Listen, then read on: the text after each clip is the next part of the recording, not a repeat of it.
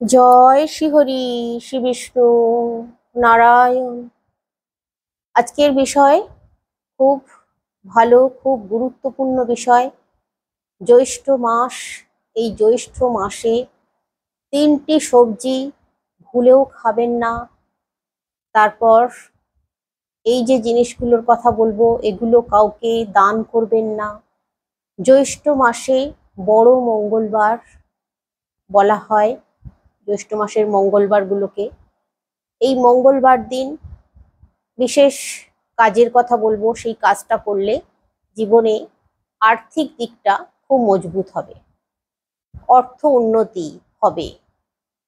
আপনারা সঙ্গে থাকুন, পরপর আমি বলে যাব। তারপর এই জ্যৈষ্ঠ মাসে আপনারা খুলেও যে কাজগুলি করবেন না সেগুলির কথা প্রথমেই বলে দিই আমি। জ্যৈষ্ঠ মাসে আপনাদের বাড়িতে যদি আম গাছ বসিয়ে থাকেন 1 বছর আগে, মানে 1 বছর হয়নি এখনো, সেই রকম আম গাছ থেকে পাতা নেবেন না পুজো করার জন্য। এটা তো প্রথম। তাহলে পুজোয় সার্থকতা আসবে না, পুজোর যে ফল আপনারা পাবেন না। ওই পাতা নিয়ে যদি মা লক্ষ্মীর পুজো করেন বা আপনাদের বাড়ির গৃহের কোনো পুজো অর্চনা করেন, তাহলে কিন্তু সম্পূর্ণ ফল আপনারা পাবেন না। এরপর যেটা বলবো আপনাদেরকে, আম গাছ প্রথম বসিয়েছেন, বড় হয়ে গেছে গাছ, গাছে ফল এসেছে এবং সেই ফল এই প্রথম বছর ফল ধরেছে। এই ফল কিন্তু আপনারা পুজোতেও দেবেন না বা নিজেরাও খাবেন না। এই ভুল করবেন না যেন মোটেও। এরপর যেটা বলবো আপনাদেরকে, আপনাদের ছেলে বা মেয়ের জন্ম জ্যৈষ্ঠ মাসে, তাহলে আপনারা এই জ্যৈষ্ঠ মাসে যদি হয়তো বিবাহের সম্বন্ধ অনেকদিন ধরে চলছে, দেখাশোনা হচ্ছে, অনেকদিন ধরে বিয়ে হচ্ছে না, জ্যৈষ্ঠ মাসেই হয়তো ঠিকঠাক হয়ে গেল, পাকাপাকি হয়ে গেল বিয়ের দিন, এটা কিন্তু আপনারা করবেন না। এই জ্যৈষ্ঠ মাসে যদি আপনার সন্তানদের জন্ম হয়ে থাকে, তাহলে জ্যৈষ্ঠ মাসটা আপনারা মানবেন। জ্যৈষ্ঠ মাসে বিয়ের দিন ঠিক করবেন না। যদি একান্তই করতে হয়, তাহলে অন্তত পক্ষে 13 দিন বাদ দেবেন। যদি একান্তই করতে হয়, দিতে হয় বিয়ে, সেখানে আমি বলবো বাধ্যতামূলক। আর যদি সম্ভব হয় চেপে যাবার এই মাসটায়, তাহলে কিন্তু আপনারা এই মাসটা চেপে গিয়ে অন্য মাসে বিয়ের ব্যবস্থা করবেন। আর যাদের প্রথম সন্তান আছে, তারাও কিন্তু এই জ্যৈষ্ঠ মাসে প্রথম সন্তানের বিয়েও কিন্তু দেবেন না। কি হয় জানেন তো, আপনারা যদি আপনাদের চেনা জানা কেউ থাকে, সেরকম মিলিয়ে নেবেন আপনারা আমার কথা। সুখী হতে পারে না, তাহলে শান্তি পায় না, জীবনে সুখ পায় না, নানান রকম অশান্তি ঝামেলায় জীবন কাটাতে হয়। তাই বলছি, এই ভুলটা কিন্তু আপনারা ভুলেও করবেন না। জ্যৈষ্ঠ মাসটা মেনে চলুন। এরপর আমি আপনাদেরকে যেটা বলবো, সবজি খাওয়ার কথা বলবো। মানে কোন সবজিগুলো খাবেন না। প্রথম সবজিটাই হচ্ছে লাউ। এই জ্যৈষ্ঠ মাসে লাউ খেতে নেই। জ্যৈষ্ঠ মাসে লাউ খেলে নানান রকম দুর্ভোগ আসে জীবনে। অর্থনৈতিক দিকটাও খুব দুর্বল হয়ে যায় ধীরে ধীরে লাউ খেলে। তারপর যাদের প্রথম সন্তান আছে তারা তো মোটেও লাউ ভিটায় তুলবেন না, আমি বলে দিচ্ছি আপনাদেরকে, এটা কিন্তু মেনে চলুন। জ্যৈষ্ঠ মাসে বিশেষ করে, অন্য মাসে নিশ্চয়ই খাবেন, নিশ্চয়ই আনবেন। লাউ খাওয়া খুবই ভালো শরীরের পক্ষে, লাউ খেলে শরীর মন মেজাজ ঠান্ডা থাকে, সবই ঠিক আছে। কিন্তু এই জ্যৈষ্ঠ মাস যত গরমই হোক, জ্যৈষ্ঠ মাসটা আপনারা মানবেন। লাউ শাক, এরপরে বলবো লাউ শাকের কথা। লাউ শাকও কিন্তু আপনারা এই জ্যৈষ্ঠ মাসে খাবেন না। জ্যৈষ্ঠ মাসে লাউ শাক খেলে শারীরিক সমস্যা দেখা দেবেই, পেটের গন্ডগোল দেখা দেবেই, তার সঙ্গে মা লক্ষ্মী রুষ্ট হয়ে যাবেন লাউ শাক লাউ এই জ্যৈষ্ঠ মাসে খেলে। মানে আপনাদের অর্থনৈতিক দিকটা দুর্বল হয়ে যাবে, আপনারা ঋণেও জড়িয়ে পড়তে পারেন। তাই বলছি লাউ শাক লাউ এগুলো জ্যৈষ্ঠ মাসটায় ত্যাগ করুন। এরপর যে জিনিসটার কথা বলবো, আমড়া। আমড়া হয়তো আপনারা বলবেন যে আমড়া তো টক, গরমকালে টক খাওয়া তো ভালো। গরমকালে নিশ্চয়ই টক খাওয়া ভালো, আম খাবেন, আম পোড়া কাঁচা আম পুড়িয়ে খাবেন, লেবু খাবেন, পাতি লেবু, এই সমস্ত জিনিসগুলো খাবেন ভালো। কিন্তু আমড়ার টকটা খাবেন না জ্যৈষ্ঠ মাসে। এই আমড়া খেলেও কিন্তু জ্যৈষ্ঠ মাসে শারীরিক গন্ডগোল দেখা দিতে পারে, বাতের ব্যথা বেদনাগুলো অনেক বেশি বেড়ে যেতে পারে। তারপর আপনাদের সংসারে অনেক রকমের ঝামেলা অশান্তিও কিন্তু এসে যেতে পারে এই আমড়া খেলে। আমড়া খেলেও আমাদের যে ইষ্ট দেবতা রুষ্ট হয়ে যান এই জ্যৈষ্ঠ মাসটায়, তাই আমড়াটাও খাবেন না। এরপর যে জিনিসটার কথা বলবো আপনাদেরকে, কি খাবেন তাহলে। আপনারা হয়তো বলবেন যে কি খাবো জ্যৈষ্ঠ মাসে, একটু যদি বলে দিতেন, আমি জানি আপনারা কমেন্টে বলবেন। দেখুন, এই জ্যৈষ্ঠ মাসে তেল ঝাল মশলা অতিরিক্ত পরিমাণে খাওয়া তো একেবারেই উচিত না। জ্যৈষ্ঠ মাসে যেমন আপনার চাউমিন, অতিরিক্ত মাত্রায় লুচি পরোটা, এই সমস্ত জিনিসগুলো একেবারেই কিন্তু খাওয়া উচিত নয়।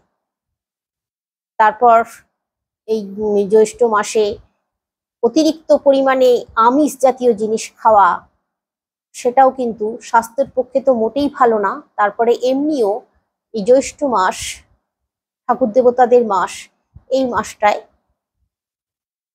আমিষ জাতীয় জিনিস অতিরিক্ত পরিমাণে না খাওয়াই ভালো। বিশেষ করে মাংস ডিম এইগুলো বর্জন করতে পারলেই ভালো থাকবে সব দিক দিয়ে। এরপর আমি আপনাদেরকে বলবো কোন জিনিসগুলো দান করবেন না। দেখুন, এই জ্যৈষ্ঠ মাসে আপনারা লেনদেন মানে টাকা পয়সা, বিশেষ করে প্রথম কথাটাই হচ্ছে টাকা পয়সা, কাউকে ধার দেবেন না, কারোর থেকে হাত পেতে চাইবেন না। এই জ্যৈষ্ঠ মাস শ্রেষ্ঠ মাস, এই মাসে কারোর থেকে হাত পেতে এক নয়াও নেবেন না, আর কাউকে ধার দেবেন না।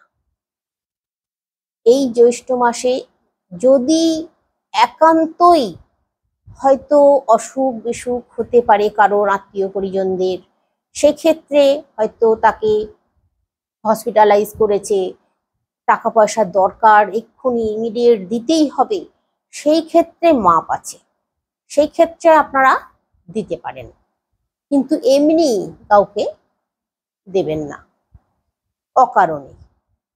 এরপর আমি আপনাদেরকে বলবো, এই জ্যৈষ্ঠ মাসে রান্নাঘর থেকে হলুদ, নুন, চাল রান্নাঘরের দ্রব্য, যে জিনিসগুলো মা অন্নপূর্ণার যে জিনিসগুলো, সেই জিনিসগুলো কাউকে দেবেন না।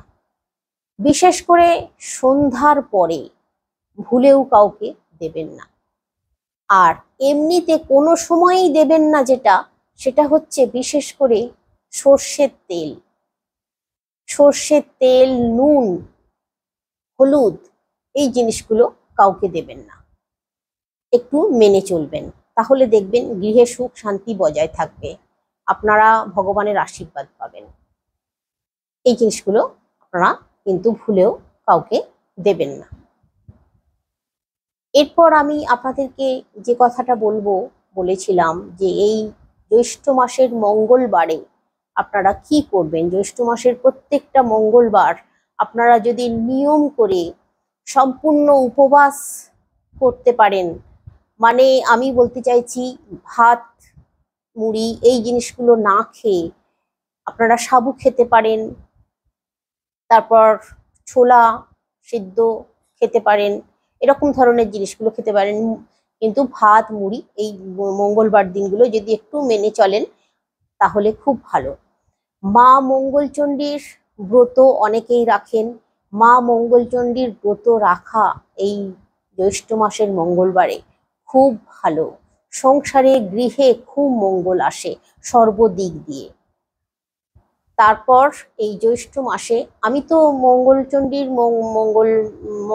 মঙ্গলচণ্ডীর কথা আমি যাদের জন্য বলছি, বিশেষ করে স্ত্রী মহিলারা, যারা বিবাহিত মহিলা, তারা এই মঙ্গলচণ্ডীর ব্রতটা করেন, অনেকেই করেন। তারা তো করবেনই, যেমন করবেন, কিন্তু এছাড়াও এই জ্যৈষ্ঠ মাসের এই বড় মঙ্গলবারগুলোয় আপনারা যদি প্রত্যেকটা মঙ্গলবারে হনুমানজির পুজো দিতে পারেন।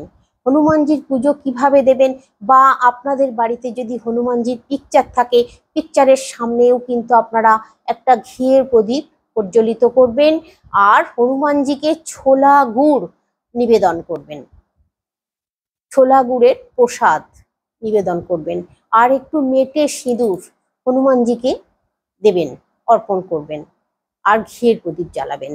আর হনুমানজির ধূপ কিনতে পাওয়া যায়, ওই ধূপ যদি একটা প্রজ্বলিত করতে পারেন ভীষণ ভালো, হনুমানজির কৃপা পেয়ে যাবেন, বজরাঙ্গবলীর কৃপা পেয়ে যাবেন, তাহলে আর আপনাদের জীবন খুব সুন্দর হয়ে উঠবে। যদি সম্ভব হয় বাড়িতে করবেন, আর যদি বাড়িতে করা সম্ভব না হয় আপনারা মন্দিরে গিয়ে আপনারা ওই ধূপ জ্বালিয়ে দেবেন, একটা ঘিয়ের প্রদীপ জ্বালিয়ে দিয়ে আসবেন। হ্যাঁ, আপনারা মাটির প্রদীপ ঘিয়ের জ্বালিয়ে দিয়ে আসবেন, আর ওই ধূপ, যে ধূপের কথা আমি বললাম, ওই ধূপ জ্বালিয়ে দিয়ে আসবেন।